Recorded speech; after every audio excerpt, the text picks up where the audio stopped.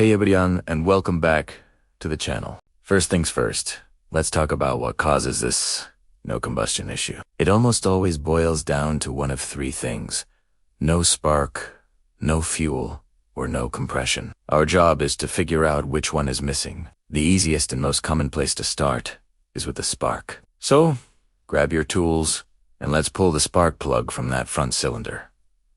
Take a good look at it. Is it black and sooty?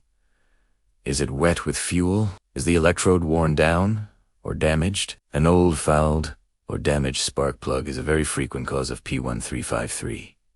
Often, just swapping in a fresh, correctly gapped spark plug can solve the problem entirely. It's a cheap and simple first step that's always worth doing. If a new spark plug doesn't fix it, we need to check if we're actually getting a spark to that plug. This means we're moving on to the ignition system. You'll need to test the spark plug wire and the ignition coil. A simple way to check is to use an inline spark tester. You connect it between the plug wire and the spark plug, start the engine, and see if it lights up. If there's no light, you either have a bad plug wire or a faulty ignition coil. You can test the wire for resistance with a multimeter to see if it's within spec. If the wire's good, the problem is likely the ignition coil itself. On Harleys, it's a single coil that fires both cylinders, but one side can fail, leaving the front cylinder without a spark. Replacing the coil is a pretty straightforward job if you find it's the weak link. Okay, so you've confirmed you have a strong, consistent spark,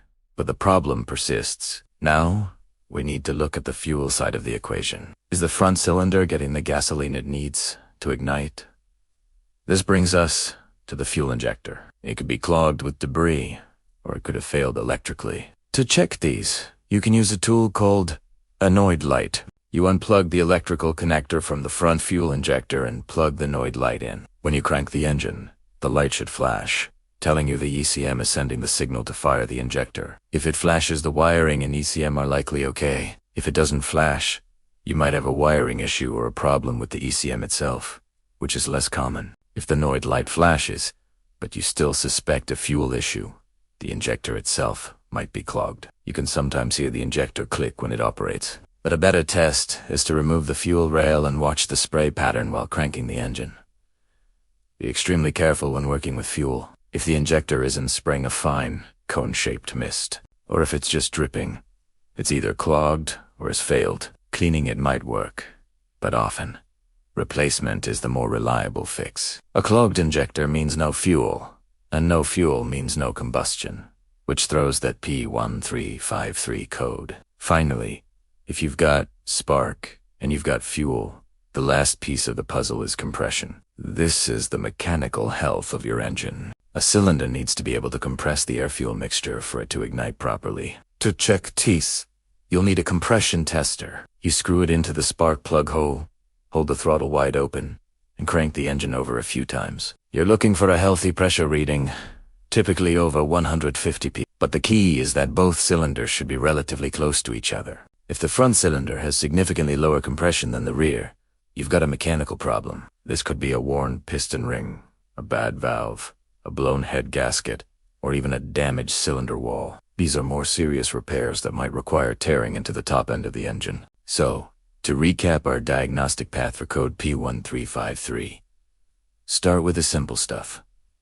Check and replace the front spark plug. If that doesn't work, verify you have a strong spark by testing the plug wire and ignition coil. If spark is good, move to fuel. Use annoyed light to check the injector signal and inspect the injector for clogs. And if all else fails, perform a compression test to rule out any serious mechanical engine issues. By following these logical steps, you can pinpoint the exact cause and get your Harley back to running smoothly on both cylinders. Thanks for watching, everyone. I hope this guide helps you tackle that pesky P1353 code. If you found this video useful, give it a thumbs up, and don't forget to subscribe for more Harley tech tips and diagnostic guides. Ride safe, and we'll see you in the next one.